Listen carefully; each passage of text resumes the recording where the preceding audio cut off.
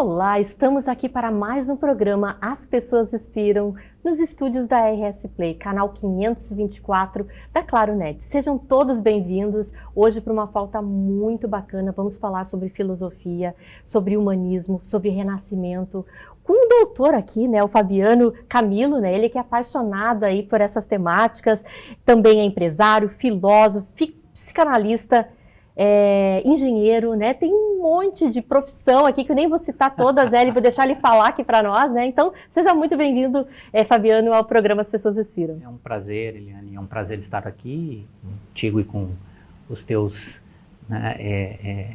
seguidores todos, para que a gente possa falar um pouco mais sobre esses assuntos extraordinários que sempre impressionam muito e chamam a atenção das pessoas, né? Filosofia, humanismo, renascimento. Exatamente, né? E a gente se conectou muito também em função da escola, né, Nova Acrópole, que a gente também vai falar aqui, que é um assunto muito pertinente, né? E o Fabiano, ele teve uma participação muito importante na construção dessa escola aqui no Rio Grande do Sul. Isso, né? Eu me sinto um privilegiado, porque assim, de 17 para 18 anos, né? Ou seja, chegando à maioridade, eu descobri, né, um professor de filosofia que estava vindo de São Paulo para iniciar os trabalhos da Nova Acrópole aqui. Existiam 2 ou 3 escolas só no Brasil, aqui, Rio de Janeiro, São Paulo e Porto Alegre foi a terceira, na realidade.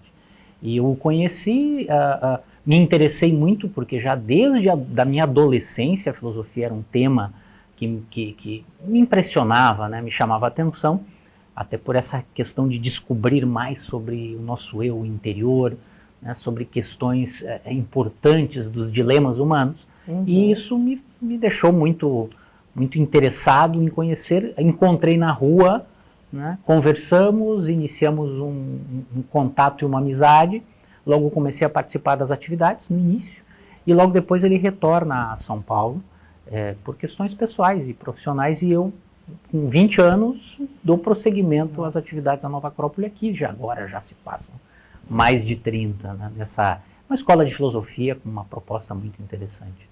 Exatamente. Queria que até que tu falasse um pouquinho mais sobre isso, porque ela está em mais de 60 países, né? Sim, a Nova Acrópole hoje são mais de 400 escolas, sedes, cidades, são mais de 60 países, e trabalhando mais ou menos dentro de um mesmo programa, né, que é a abordagem da filosofia através da cultura, do voluntariado e a própria filosofia como pilares de melhoria, de autoconhecimento, né, de trazer aos seres humanos elementos um pouco mais profundos sobre as grandes questões, né? Quem somos, para onde vamos, né, de onde viemos, e qual o nosso papel de melhoria e de contribuição com a sociedade e com o mundo em geral. Né? Exato. É importante, né? Eu sou uma aluna da Nova Acrópole lá de Novo Hamburgo também, né? E eu senti isso de trazer a filosofia para a parte prática, né? Às vezes as pessoas pensam assim, filosofia é um negócio meio chato, não tem conexão comigo, né? E a escola, né? Ela traz isso de uma forma muito leve, né? E aplicável. Exatamente, ou seja, desde sempre, né? Hoje já a filosofia está num hype, né? Numa moda. Existem uma série de filósofos que saíram da academia trazendo uma linguagem mais coloquial, mais cotidiana, para os grandes conhecimentos da filosofia desses sábios do Oriente e do Ocidente. Mas a Nova Acrópole já faz isso aqui no Brasil há 40 anos, no mundo inteiro há quase 70 anos. Vai trazendo o quê? Vai trazendo essa forma prática de viver esses ensinamentos. Ou seja, os ensinamentos da ética, do ser humano, o que devemos assumir de condutas no cotidiano para sermos melhores enquanto seres humanos, mais autorrealizados, uma busca de propósito, e uma série de coisas, né? Inclusive essa relação, desenvolvimento da espiritualidade, né? Sem travas, sem dogmas, né? De uma maneira mais natural, porque também sempre foi uma atividade do ser humano, né? Cuidar da sua alma, da saúde, da sua ânima e do seu espírito. Então, tudo isso deve estar equilibrado, assim como hoje a gente vê tanto na moda a saúde do corpo. Né? Exato. E é importante, Fabiano, trazer essas colocações também para o mundo corporativo, né? Eu acho que tudo que a gente está falando aqui, às vezes, para a nossa vida, de certa Exatamente. forma, né? E hoje não tem separação, né, do que é vida pessoal, do que é vida profissional, né? Pessoas melhores, pessoas que se conectam talvez com uma filosofia na sua vida, elas são profissionais melhores também. Sem dúvida. Cada vez mais a gente vai vendo que não há mais separação, né, entre vida pessoal, entre vida profissional e entre vida afetiva. Então são várias, digamos assim, como a gente fala, várias dimensões da vida que precisam ser integradas. Né? É muito importante, mais do que lutar contra separar as nossas várias dimensões de vida, tratar de integrá-las bem, harmonizá-las, né? Porque a gente precisa ser o mesmo eu em todos os locais, em todos os momentos, em todas as relações que a gente faz com a vida, né? Não dá para ser pessoas diferentes. Exatamente, né? E precisamos ser autênticas, né? Acho que Exato, a autenticidade, exato. ela traz essa felicidade, né? E essa busca por tudo que a gente quer na vida, né? Acho que é por aí, né? Mas, enfim, Fabiano, pensando aqui no renascimento, tá? Para as pessoas que estão nos ouvindo aqui, o que é o renascimento? Fala um pouquinho para nós. Um dos trabalhos que a gente faz e que estuda, um dos temas estudados pela filosofia é o renascimento. O renascimento, ele tem uma importância bastante relevante na arte que como todo mundo conhece, né? Ou seja, um Leonardo da Vinci, um Botticelli, um Michelangelo, grandes artistas. Só que isso é só a ponta do iceberg. Em realidade, todo o Renascimento, ele tem como base, né, como alicerce a filosofia. Tá? E que filosofia? O resgate da filosofia ocidental. São os renascentistas que resgatam a filosofia de Platão, de Sócrates, de Aristóteles, e vão trazendo esses temas para uma abordagem muito prática e para a aplicação de um grande plano. Porque o que eu trabalho, né, no meu estudo sobre o Renascimento é muito sobre essa questão. O Renascimento viabiliza uma grande referência para podermos construir também uma ideia de mundo hoje, onde política, ciência, arte e religião se conectam, conversam entre si e criam uma estrutura muito importante e que torna possível a realização de um projeto de mundo melhor, né? Mais justo, né? Com mais realização, a mesma ideia que Platão utilizava dentro dessas questões que são muito trabalhadas no Renascimento, né? O bem, a beleza, a justiça, né? E a ciência, né, como conhecimento. Então são todos elementos muito importantes a serem trabalhados e o Renascimento traz esses elementos de uma maneira muito profunda. Bem dito, né? E uma coisa importante também, tu fala muito em humanismo, né? Eu queria que também comentasse com a gente aqui para a audiência, né? O que é falar sobre humanismo filosófico, né? Então, tudo isso vai nos dando mais chance de entender mais o que o mundo quer de nós, né? O humanismo ele é muito importante porque ele traça ali um grande divisor de águas entre a relação que as religiões tinham, né? Ou seja, a contemplação de um Deus, né? De uma divindade, não só no cristianismo, como todas as outras religiões, com o ser humano, que ficava lá embaixo, tratando de tentar interpretar, né, as leis sagradas e cumprir com as suas condutas morais. O humanismo traz o quê? Conecta Deus e traz o Deus para dentro do ser humano. E a partir daí, o ser humano se considera também um ente divino, coloca a sua razão, seu pensamento, sua intuição e discernimento em função da construção desse ideal de ser humano.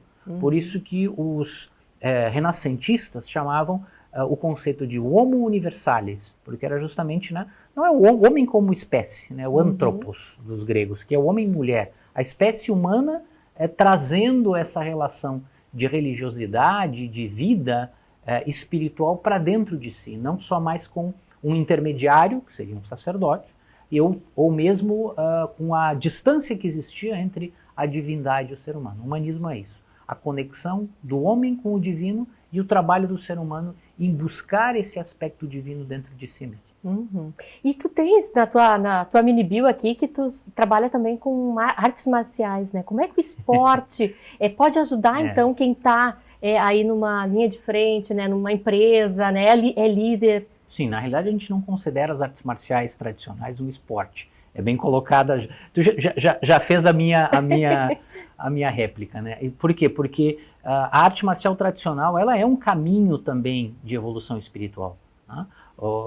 As artes marciais tradicionais, como o Kung Fu, como o Kendo, como o Hapkido, né? Ou seja, elas trazem um Do no fim, que é justamente o caminho espiritual. Do, né? É o conceito relacionado a um caminho de via filosófica e espiritual. Então a arte marcial, para mim também, né, meu mestre me ensinou assim, né, e eu tenho cultivado essa ideia. Então ela também é uma maravilhosa forma de enfrentar os nossos próprios problemas e dificuldades. A gente eu não sou ansioso, tá? Então me coloca diante de uma outra pessoa e eu tenho que encarar ela entendendo que o inimigo está dentro de mim. Como é que eu vou conduzir essa conversa com a pessoa que está na minha frente, né? Que é o combate. Né? Não é uma luta nem uma briga, é um combate. A minha ansiedade, o meu medo, como eu vou enfrentar o medo? Né? É uma forma muito prática e muito direta. E a gente vai vendo então o que falta e o que precisa trabalhar. Muito bem, muito bem. E dentro dessa, quando a gente acaba acolhendo, né, tantas fontes assim nas nossas vidas, né, filosofia, psiquiatria e a psicologia, né, a gente também faz de uma forma diferente, né? E tu trabalha muito a questão da imersão como essa forma diferente de aprendizagem. Isso. Eu queria que tu falasse um pouco sobre isso também. Eu comecei a viajar para Florença para o estudo do Renascimento. Eu viajei 2, 3 vezes e comecei a entender de que um guia turístico tinha lá seu padrão, sua forma de colocar as coisas, né? De uma maneira um tanto superficial. Era o trabalho, né? Ou seja, até para...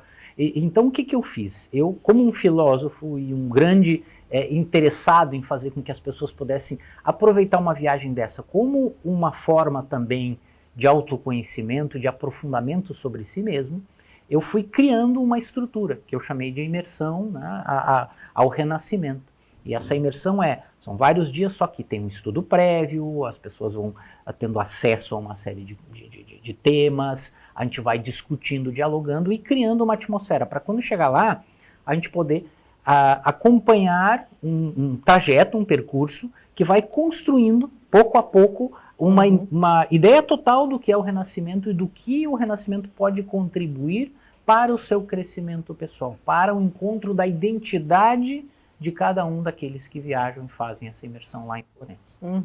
Que bacana. E também tem, além de Florença e Grécia também, né? Como é que é o da Grécia? Fala um pouquinho da Grécia. A Grécia a gente está há 4 anos também realizando essa imersão e também, primeiro o meu estudo e bagagem profundo, meu e da minha, coincidentemente minha esposa, né, que é psicóloga, ela é especializada em mitologia, então a gente criou também esses temas todos com esse enfoque, né, levar as pessoas para conhecer a Grécia raiz, né, a Grécia das origens, dos mitos, da relação, porque lá nasce o humanismo e depois o humanismo renasce no Renascimento. Então até essas duas experiências e imersões, elas de alguma maneira também estão conectadas, porque lá a gente vai ver a mitologia, a relação dos deuses com os vários potenciais humanos, as virtudes, os aspectos de como vivia, né, a vida de uma cidade como Atenas, a relação com o sagrado,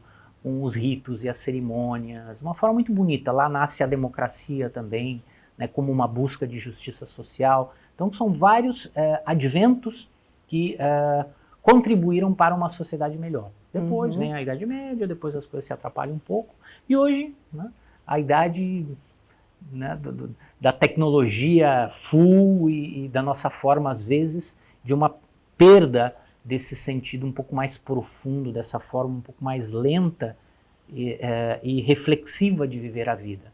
Algo que eu tento resgatar também, tanto na experiência com o Renascimento em Florença, quanto com a experiência na Grécia. E você acha que hoje as pessoas elas estão mais abertas para esses pensamentos? Sim, assim? Sim, eu acho assim, sempre tiveram, né? Sempre estiveram, mas hoje eu digo, né, a filosofia e essas experiências imersivas, elas de alguma maneira são para nós um bom antídoto contra a loucura do mundo, né? A aceleração do pensamento que as pessoas têm hoje, a aceleração do mundo à nossa volta, da sociedade, essas dificuldades todas, né? Esses pensamentos tanto irracíveis, polarizações, essas coisas todas, elas, quando a gente trabalha um pouco mais essa via filosófica interna, a gente consegue, de alguma maneira, entender um pouco melhor isso, aceitar, mas não fazer com que isso nos influencie de maneira negativa. Uhum. E na tua trajetória toda, né, de filósofo, né, desde os 17, 18 anos ali, que já está dentro dessa linha, que não é normal, muito assim, usual, né? Cada vez menos, né? Porque as pessoas hoje amadurecem mais tarde. Exatamente, né? Então já tem uma jornada, né? Conta para nós, assim, uma experiência que para ti foi super marcante, assim, que te mostrou, estou no caminho, esse é o caminho. O que tu poderias dizer para nós? Nossa. Muitas. São muitas, né? Uma grande experiência que eu tive, né, foi, por exemplo, a primeira vez que eu pude contemplar um templo, uma ruína-templo que simboliza a liberdade, o anseio pela espiritualidade de uma cidade alta, Acrópolis, né? Foi quando eu pude chegar no sopé da Acrópole, assim, olhar para a colina e ver lá em cima a famosa ruína do templo dedicado à deusa Atena, né, que é o Partenon. Né? Ou seja, para mim isso foi algo muito significativo, muito tocante. Foi uma das experiências que me fizeram cada vez mais afirmar de que tudo isso vale a pena. Né? A gente realmente militar pelo bem, pela justiça, por mais beleza interior em todas as coisas que a gente vive, vale a pena. Né? Décadas e décadas que cada vez eu me sinto mais privilegiado, sem dúvida nenhuma, e extremamente grato, né? Por tudo que essas experiências em várias ciências, artes, porque isso é muito do homem renascentista. E é muito moderno também, né? Que as pessoas tenham como forma de vida procurar várias formas de hobby, de ciência, de arte, de esportes, de atividades que possam servir para construir o que é o melhor do ser humano. E até se a gente for falar no Michelangelo, né, ele também tinha várias, acho que daquele tempo, né? Era muito desse tempo. Muito comum, e eles né? eram muito bons em tudo que faziam. Exato. Michelangelo, Leonardo da Vinci, Botticelli, Brunelleschi, que construiu a cúpula do Duomo de Firenze, a maior cúpula em tijolos até hoje do mundo, que ninguém conseguiu construir nada parecido. Então eram engenheiros, arquitetos, pintores, escultores, matemáticos. Impressionante. E tudo faziam com uma destreza e uma inspiração extraordinária. Né? Que maravilha. E Fabiano, assim, pensando num legado, qual é a tua ideia de legado para a tua vida, né? O que tu pretende aí para os próximos anos? Visão de futuro? Eu não imagino, aí que tá, eu não imagino, é estranho, eu não imagino um legado pessoal, né? Eu imagino, cada vez mais eu imagino aquilo que pode se tornar cada vez mais natural para toda e qualquer pessoa aproveitar.